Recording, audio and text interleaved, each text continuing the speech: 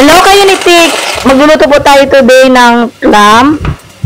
Iwan ko lang po kung anong tawag dito sa inyo. Sa amin po kasi sa probinsya, hindi ko alam kung anong tawag nito. Basta, dati yung mama ko nagluluto nito. Ako po ay kumakain na lang. And, sometimes kapag nagluluto siya, tumitingin ako. Sabi ko, paano lutuin yan? Sabi ni mama sa akin, kapag paano daw siya lutuin, kailangan daw, ilagay mo siya dyan sa kawali natin or sa, ayan, ganyan, or kaldero, ganyan.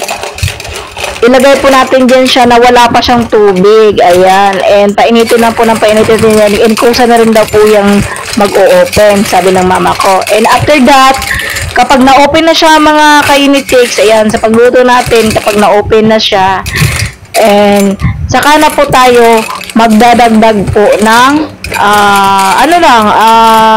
saka na tayo magdagdag ng counting water.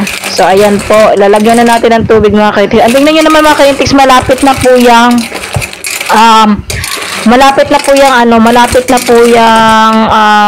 ayan, bubukas na. Tingnan mo naman, unti-unti na siyang nagbubukas. Ayan o, bumubukas na siya.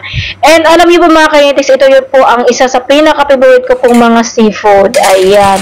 Kasi po mga kaintiks, allergy talaga ako sa tahong. Hindi po talaga siya kaya. Ayan, or tahong ba yun, or sa tawag sa amin sa Bisaya is amahong. So, hindi po talaga kaya mga kainitiks na kahit uminom po ako ng gamot, hindi kaya dahil sumasakit talaga po ang aking tiyan doon. So, ito lang po ang pwede sa akin. Dati na nasa probinsya po ako, kumakain ako ng tuway. Tuway ba yun? And, nandito na po ako ngayon sa Manila. Matagal na po akong hindi pa nakakain ng tuway. Nakita ko naman sa palengke, mayroon naman tinitinda ng tuway. So, hindi ko po muna siya sinubukan ulit. So, pag-isipan ko pa kung susubukan ko po siya ulit. So, ayan.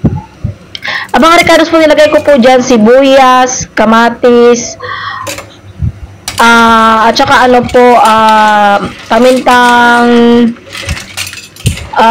beans. Ayan po nilalagay ko. Actually, mga kaintiks, para talaga sobrang sarap talaga ng sabaw natin.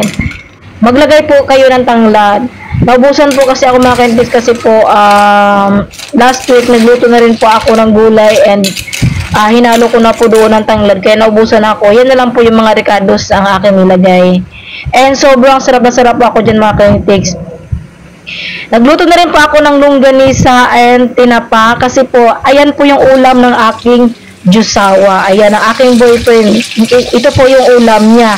Kasi po mga kaintiks, yung niluto ko po kanina, hindi po siya kumakain nun kasi po ang kinakain niya ay tahong. So sa aming dalawa, minsan siya ang nag-a-adjust at minsan din naman po ako din ang nag-a-adjust sa kanya. So ayan po mga kaintiks, luto na rin po yung ating kanin. Ayan, paluto na pala. And ayan po yung partner ko, kakarating na yung galing sa panggabi na duty. And gusto niya kasing matulog dyan sa labas daw. Ayaw niya muna sa kwarto kaya magpapahangin daw siya. O tingnan niyo naman, tulog na tulog.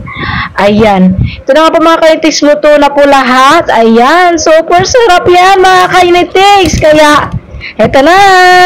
Let's eat. Kain na po tayo.